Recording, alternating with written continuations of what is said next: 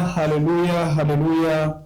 Watu wa Mungu, ninawasalimu sana katika jina la Yesu, na kusalimu wewe ambaye umepata nafasi kuwepo pamoja nasi katika vipindi vyetu vya kujifunza neno la Mungu. Hivyo nakukaribisha uwe pamoja nasi, na Mungu akuwezeshe. Kwa pale ambapo utakuwa na maswali, basi itakuwa ni vizuri kuweza kuuliza. Karibu sana kwa ajili ya neno la Mungu. Leo nimekuja na somo ambalo linasema vita vya imani katika ulimwengu wa roho. Vita vya imani katika ulimwengu wa roho, hilo ndilo somo ambalo tunakwenda kujifunza, na tutaenda nalo kwa umbali zaidi, kwa sababu somo hili lina mapana mengi na marefu mengi. Kwa hiyo tutajaribu kwenda nalo kulingana na kile ambacho Mungu atatuwezesha, lakini nitakuomba tu tuwe sambamba katika kuendelea kufuatilia vipindi vyote ambavyo tutakuwa navyo hapa. Tutakuwa katika vipindi vya maswali na majibu, lakini pia vipindi vya kujifunza maneno ya Mungu.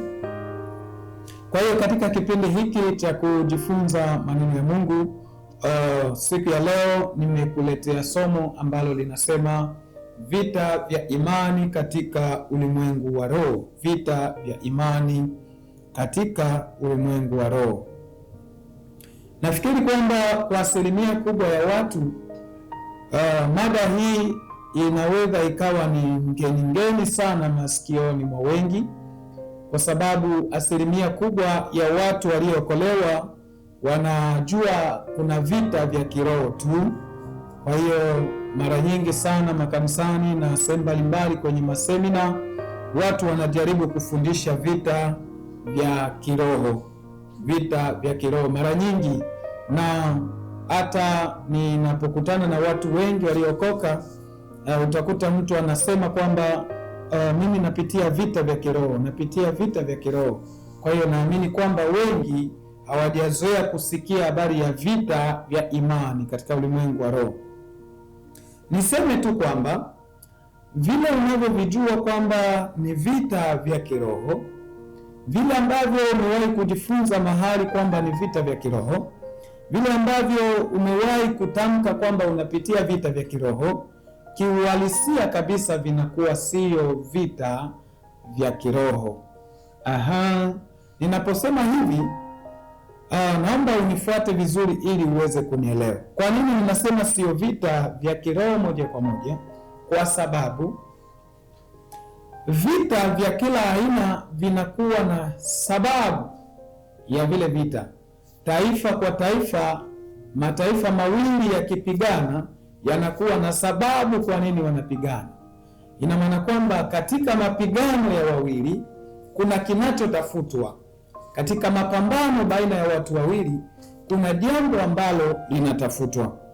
Kwa hiyo sasa, katika ulimwengu wa roho, unapojikuta upo kwenye mapambano, jambo pekee ambalo unatakiwa kulizingatia ni kwamba kinachotafutwa kwenye maisha yako ni imani. Shetani hatafuti kiroho chako. Kwa hiyo ndio maana nasema sio vita vya kiroho. Shetani hatafuti kitu kingine chochote kwenye maisha yako, lakini anachokitafuta ni imani. Mungu hatafuti kitu chochote kwenye maisha yako, anachokitafuta ni imani. Kwa hiyo ndiyo maana unapokabiliana na vita, vile unavyoviita vita vya kiroho, ndivyo hivi ambavyo nimekuja sasa tuweze kujifunza kwa kina, ambavyo kiuhalisia haviitwi vita vya kiroho, vinaitwa vita vya imani katika ulimwengu wa roho. Vita vya imani katika ulimwengu wa roho. Kwa nini? Kwa sababu ni vita ambavyo vinafanyika kwenye ulimwengu wa roho, ndio, lakini ni vita ambavyo vinaitafuta kuiharibu imani. Ni vita vinavyotafuta kuiharibu imani. Ni vita ambavyo vinatafuta kuiharibu imani. Na hilo ndilo jambo ambalo watu wengi hawajazingatia kabisa katika maisha yao ya wokovu. Kwa hiyo watu wengi wanaamini wanapitia vitani, lakini hawajui ni nini kinachotafutwa. Kwa hiyo mali zako zinapoharibika, wewe unamuona shetani ni mbaya sana, ameniharibia mali zangu. Ukiona uzao wako unaharibiwa, unasema shetani ni mbaya sana, ameniharibia watoto. Ukiona biashara zako haziendi, unasema shetani ni mbaya sana, ameniharibia biashara, na unaishia kwenye kiwango hicho cha ufahamu. Ndio maana haujipangi sawasawa katika kukabiliana kwenye vita hivyo. Lakini neno la leo litakwenda kukufungua ufahamu kwamba unapitia vita ambavyo havilengi kitu kingine chochote kile kwenye maisha yako isipokuwa imani. Imani ndiyo inayotafutwa kwenye maisha yako. Kwa hiyo chochote kile unachozani kwamba kimeshambuliwa kwenye maisha yako, hiyo sio sababu, huo ni mlango wa Ibilisi anataka kupitia kwenda kuiharibu imani yako kwa Mungu. Kwa hiyo tuzingatie hilo, litakusaidia. Kama utaelewa hilo, basi huku mbele tutakapokwenda tutaendelea vizuri kabisa. Lakini kabla hatujaenda mbali, tujue kwamba tunapozungumzia vita vya imani katika ulimwengu wa roho, hatutaki tu kuzungumzia habari za shetani kushambulia maisha yetu. Tunataka tuzungumzie pande zote mbili. Shetani ndiyo anaweza akashambulia maisha yako, lakini pia Mungu anaweza akakuingiza vitani kama alama ya upendo, kama alama ya kukupeleka viwango vingine vya kiimani. Kwa hiyo katika vita hivi tutaviangalia katika pande mbili, ambapo kuna vita ambavyo shetani anatupiganisha, na naamini ya kwamba asilimia kubwa ya watu wanabaki kwenye viwango hivyo vya kuona kila vita vinavyotokea kwenye maisha yako, unaona tu ni shetani anashambulia. Lakini kwa asilimia chache sana, watu wengi waliookoka ndio wanajua kwamba kumbe hata Mungu anaweza akatupeleka vitani. Bwana usaidie sana. Kwa hiyo tutakwenda kwa utaratibu sana katika kuyatafakari maneno haya ili yafanyike msaada kwenye maisha yako. Tutakwenda kwa utaratibu kabisa kulingana na kile ambacho Mungu hataniwezesha, ili kwamba haya yafanyike msaada. Lakini kabla hatujaendelea, tuweze kuona tuna andiko mbili ambazo zinatubeba katika somo hili. Tuna andiko la waraka wa kwanza Mtume Paulo kwa kijana Timotheo, sura ile ya 6 mstari wa 11 na 12. Anasema hivi: bali wewe mtu wa Mungu, uyakimbie mambo hayo, ukafuate haki, utaua, imani, upendo, saburi na upole. Piga vita vile vizuri vya imani. Narudia hapo hata mara 3 hata mara 4 ili ikuingie vizuri hii, kwamba piga vita vile vizuri vya imani. Piga vita vile vizuri vya imani. Piga vita vile vizuri vya imani. Shika uzima ule wa milele ulioitiwa, ukaungana maungano mazuri mbele ya mashahidi wengi. Lakini hapa tumesoma yaliyo mengi, ila katika sura ya mstari wa 12 ndipo ambapo kuna pointi yetu sana ambayo nataka tuende kuitafakari kwa pamoja hapa. Anasema hivi Mtume Paulo: piga vita vile vizuri. Jaribu kutafakari, unapitia vita, alafu unaambiwa vita vile ni vizuri, alafu pigana vita vile vizuri. Piga vita vile vizuri. Nimejaribu kufuatilia, baadhi ya watu wanaamini kabisa Mtume Paulo hapa alikuwa anamwelekeza Timotheo kwamba hawe mpambanaji mzuri, kwamba hajipange vizuri ili apige vita vizuri ashinde. Si kwamba anampa mbinu Timotheo ya kupambana. Lakini ukiangalia vizuri utagundua Mtume Paulo anamwambia Timotheo kwamba kuna vita ambavyo ni vizuri. Ndio maana anamwambia piga vita vile vizuri. Laiti kwamba angekuwa anamuandaa na vita, angemwambia jiandae ukapigane vizuri. jiandae ukapigane vizuri, jipange ukapigane vizuri. Sijui kama mnaeleweka ninapozungumza haya. Jiandae ukapigane vizuri inatofautiana na piga vita vile vizuri. Ina maana kwamba aina ya vita anavyomwelekeza Timotheo, yeye Mtume Paulo anaviita ni vita vizuri, anavitaja kwamba ni vita vizuri. Bwana atusaidie sana. Na laiti kwamba Mtume Paulo angekuwa amekosea katika kutamka hapa, basi asingerudia hii sentensi kwenye waraka wa pili. Tunauona hapa, amemwandikia Timotheo huyo huyo, waraka wa pili wake Paulo kwa Timotheo, sura ya 4 mstari wa 6 mpaka 7. Sura ya 4 mstari wa 6 mpaka 7. Kwa maana mimi sasa namiminwa, na wakati wa kufariki kwangu umefika. Nimevipiga vita vilivyo vizuri, nimevipiga vita vilivyo vizuri, mwendo nimeumaliza, imani nimeilinda. Mtume Paulo anarudia sentensi ile ambayo ameizungumza huko nyuma kwenye waraka wa kwanza anapomwelekeza mtume Timotheo. Tunaona anamwambia piga vita vile vizuri, piga vita vile vizuri, na maana kwamba vita hivyo anavyomwelekeza ni vita vizuri.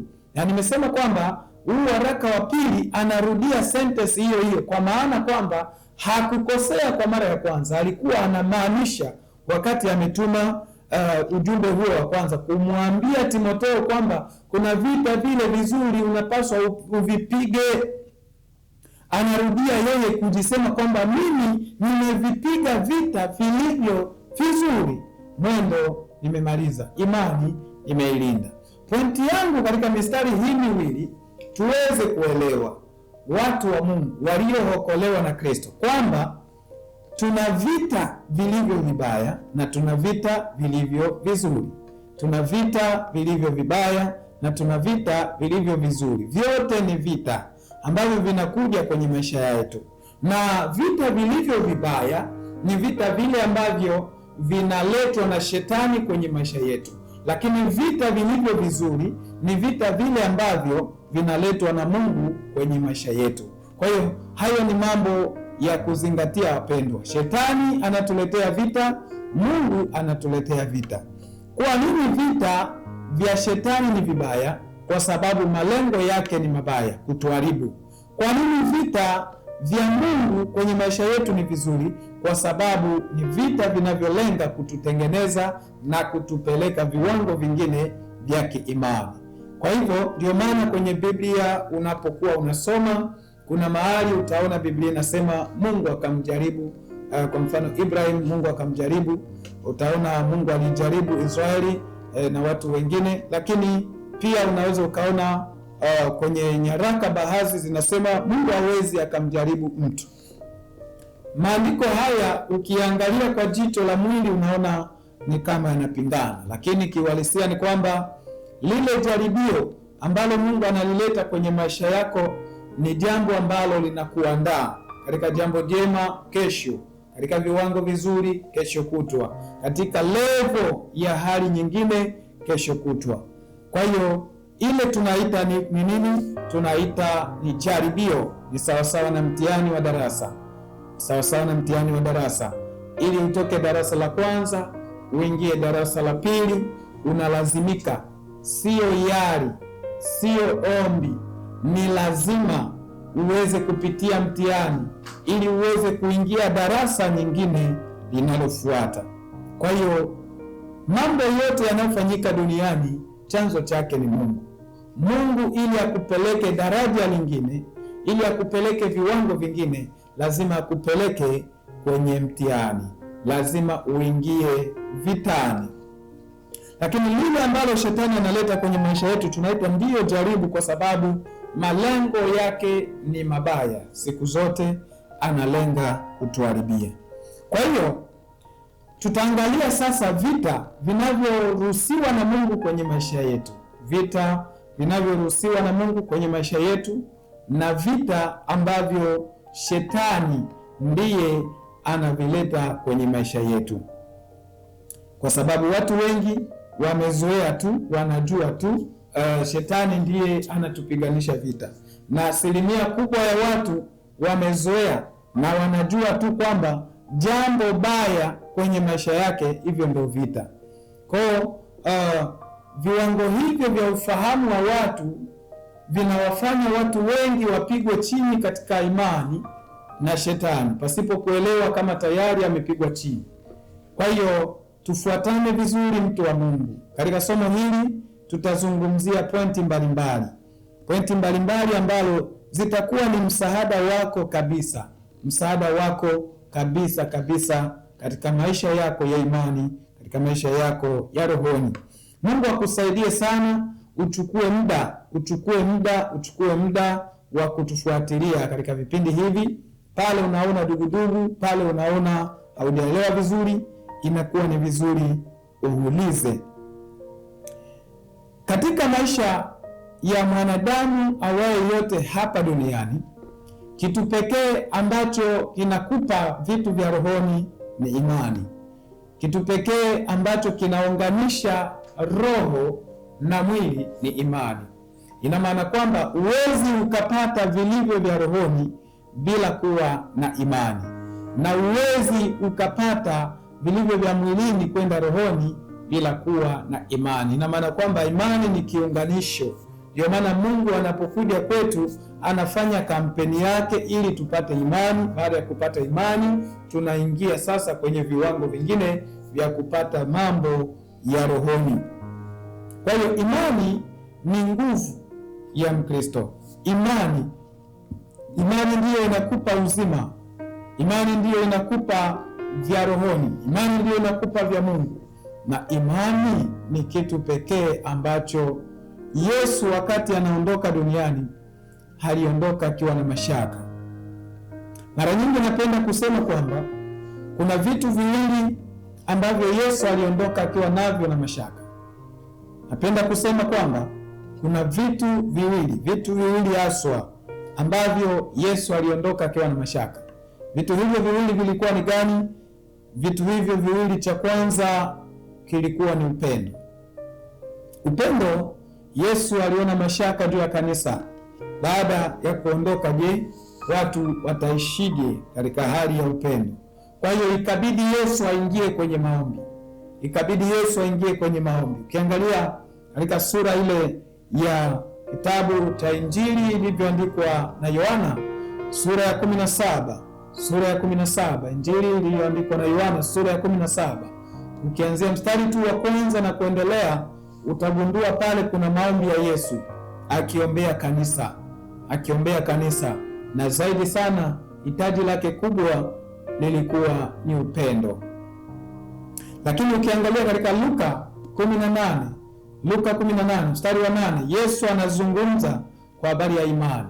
Kwa habari ya imani, Yesu aliambia wanafunzi, akiwa anazungumza mfano wa mama mmoja aliyemwendea hakimu mwamuzi, ambaye mwamuzi alikuwa ajali watu, lakini mama yule alimsumbua mara kwa mara akihitaji aweze kupewa haki yake, na mpaka mwisho yule mama alipewa haki yake. Yesu alikuwa anafundisha kwa habari ya kuwa na moyo wa kukadha kwa Mungu katika kuomba. Ila pointi ambayo nataka nizungumzie hapo ni gani? Ni kwamba Yesu anasema kwamba mtakapoomba mtapewa yale mnayoyahitaji kwa Baba, lakini je, mwana wa Adamu atakaporudi imani ataikuta? Hilo ni jambo ambalo, kama nilivyosema, mambo mawili ambayo Yesu aliondoka duniani akiwa ana mashaka nayo, upendo na imani. Lakini angalia hichi kitu, nataka uangalie jambo hili. Kwa habari ya upendo, Yesu aliingia kwenye maombi akaliombea kanisa. Kwa habari ya upendo, Yesu aliingia kwenye maombi akaliombea kanisa. Kwa habari ya upendo, Yesu aliliombea kanisa. Lakini kwa habari ya imani, sijaona mahali anaomba. Aliishia tu kusema kwamba je, mwana wa Adamu atakapokuja duniani ataikuta imani? Kwa nini kama alikuwa na mashaka pia na imani asiombe? Maana alikuwa na mashaka juu ya upendo kwa kanisa akaomba, lakini akawa na mashaka juu ya imani hakuomba, kwa sababu imani haijengwi kwa maombi. Kuna viwango vya kuijenga imani, kuna viwango vya kuijenga imani. Unaweza ukawa muombaji mzuri sana, unaomba, unafunga mafungo mpaka na mwezi mzima hauli wala kunywa, lakini kuna kanuni ya kuimarisha imani. Kuna kanuni ya kuimarisha imani. Imani yako haiwezi kaimarika kwa viwango vyako vya kushiriki ibada sana. Imani yako haiwezi kaimarika kwa viwango vyako vya kuomba sana. Imani yako inaimarika kwa viwango vyako vya kumkaribia Mungu kwa njia ya neno, kujifunza neno la Mungu kwa viwango vikubwa. Hapo ndipo unaimarisha imani yako, na imani yako ikishaimarishwa, ndipo sasa unakuwa ni mshindi katika vita hivi tunavyokwenda kujifunza. Kwa hiyo mpendo wa Mungu, kwa sababu Kristo aliona madhaifu kwa kanisa kutokana na imani, Shetani naye anajua kwamba akidhoofisha imani atakuwa amepata ushindi. Akidhoofisha imani ya watu atakuwa amepata ushindi. Ndiyo maana ninataka tuende kujifunza maneno haya. Imani ndiyo kiunganisho cha mtu na Mungu. Bwana tusaidie sana. Kwa hiyo wapendwa wa Mungu, katika somo hili tutaenda katika hatua mbili kama nilivyokwisha kuzungumza hapo nyuma. Hatua yetu ya kwanza ambayo ndiyo tutaanza nayo, kuna vita ambavyo Mungu anaruhusu kwenye maisha yetu. Vita ambavyo Mungu anaruhusu kwenye maisha yetu, ambapo ni vita vya imani. Vita ambavyo Shetani anashambulia maisha yetu, ambavyo pia ni vita vya imani. Aina hizo mbili ndizo tutakwenda kuziangalia katika somo hili. Lakini cha kuzingatia ni kwamba kuna kautofauti kwa mujibu wa Biblia kwa habari ya vita. Kuna utofauti kwa habari ya vita.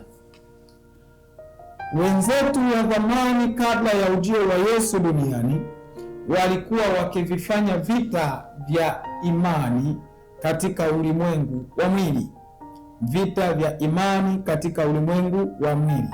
Israeli walipambana sana vita vya imani katika ulimwengu wa mwili. Ndio maana ukisoma vitabu vya Agano la Kale utaona namna ambavyo Israeli walikuwa wanashinda vita wakiwa sawa na mapenzi ya Mungu, lakini wanapigwa vitani wakiwa wamemuasi Mungu. Wanaenda huko wanapigwa mapanga kabisa ya mwili kabisa, wanapigwa mapanga, wanapigwa kabisa katika ulimwengu wa mwili, wanapigwa. Na wakija kutengeneza imani yao kwa Mungu, wakiimarisha imani yao kwa Mungu, wakienda vitani wanapiga, wanashinda. Kipigo kabisa cha mapanga na marungu na mikuki na mishale, inategemeana na silaha walizokuwa wanatumia zamani. Kwa unakuja kuona kwamba wao walikuwa wanapigana vita vya imani katika ulimwengu wa mwili.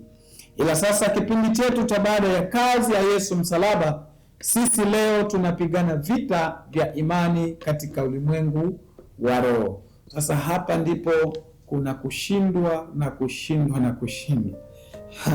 Bwana tusaidie sana, maana hivi ni vita ambavyo unaweza ukatizama uko salama, kumbe tayari ulianguka zamani.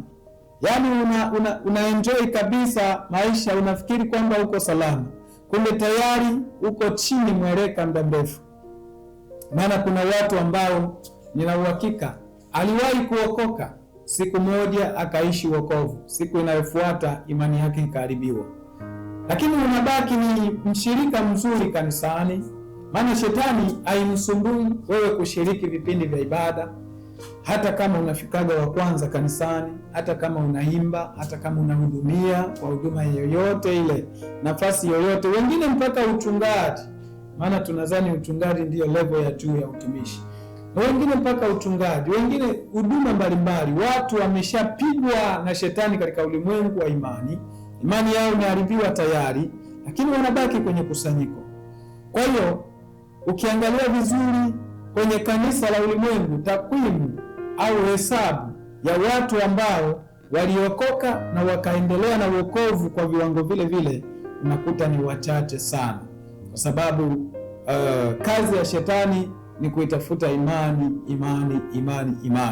Imani ikiharibiwa, basi umeharibika tayari, maisha yako yote utaendelea hivyo hivyo. Kwa hiyo kuna watu aliokoka akakaa kwenye wokovu siku mbili, vita vya imani vikamtokea, akapigwa chini. Akakaa kwenye wokovu wiki, mwezi mmoja, kuna waliokaa angalau hata miezi 6 na hata mwaka, lakini ukapigwa na shetani, imani yako ikaharibiwa, ukabaki hivyo hivyo, uko chini kabisa. Shetani amekuangusha muda mrefu, unabaki unahesabu miaka ya kuwepo kanisani. Mimi niliokoka tangu 91. Nasikia mtu anasema sisi ndo tulipokea uamsho.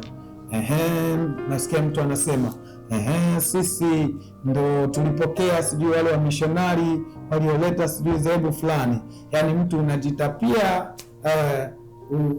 kukaa sana kanisani, lakini kiukweli shetani alishaga kuangusha dhamani. Kiukweli uko chini, my dear. Mungu akusaidie. Ndio maana tuweze kwenda sambamba katika somo hili, tutagundua siri nyingi ambazo ni mbinu za kivita vya yule mwovu, lakini pia hata Mungu anatupeleka vitani. Tutavitambua vita ambavyo Mungu anavileta kwenye maisha yetu. Lakini nafikiria ya kwamba hatuwezi kujifunza vita vya imani, pamoja na kwamba nimesema tutazungumza baadhi ya mambo hapa kwa habari ya vita vinavyoletwa na Mungu kwenye maisha yetu, lakini pia vinavyoletwa na shetani. Lakini nafikiri kwamba haitakusaidia sana tukienda tu moja kwa moja kuangalia vita, tusiangalie imani kwanza yenyewe, kwa sababu imani ndiyo tunaenda kuizungumzia. Imani ndiyo inaenda kushambuliwa. Sasa usipoielewa imani, itakuwa pia ni ngumu kuvielewa vita vya imani, kwa sababu imani, wengi wanafikiri imani tu ni kile kilichozungumziwa, kuwa na uhakika wa mambo yatarajiwayo, bayana yasiyoonekana. Anaishia hapo, anasema hiyo ndiyo imani. Kwa hiyo watu wengi sana, imani kuidadavua, kuielezea, kuifasiri inakuwa ni kazi, kwa sababu wanaamini ya kwamba imani tu ni ile hatua ya kuamini kinachotarajiwa, yaani kile ambacho utarajia jambo. Ngoja niangalie andiko hili hapa,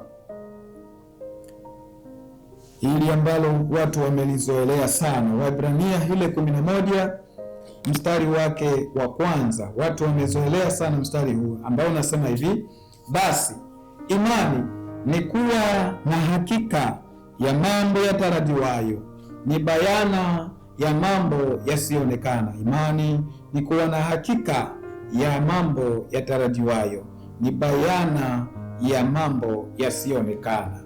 Sasa asilimia kubwa ya watu wanaishia kwenye levo hii ya kujifunza imani au kuizungumza imani kama bayana au kuwa na hakika ya mambo yatarajiwayo, bayana ya yasiyoonekana. Imani, mwandishi huu wa Waebrania anapoizungumzia imani kwa namna hii, anaizungumzia kwa namna ya matarajio, lakini kwa namna ya bayana. Sasa hapa watu wengi huwa wanaishia kwenye neno moja katika mstari huu, lakini huwa hawaendi kwenye neno la pili. Narudia, mstari huu unasema hivi: basi imani ni kuwa na hakika ya mambo yatarajiwayo. Kuwa na hakika ya mambo yatarajiwayo ni bayana ya mambo yasiyoonekana. Bayana ya mambo yasiyoonekana, bayana ya mambo yasiyoonekana. Sasa watu wanaishia kwenye imani ni kuwa na hakika ya mambo yatarajiwayo. Kwa hiyo asilimia kubwa ya watu wanabeba imani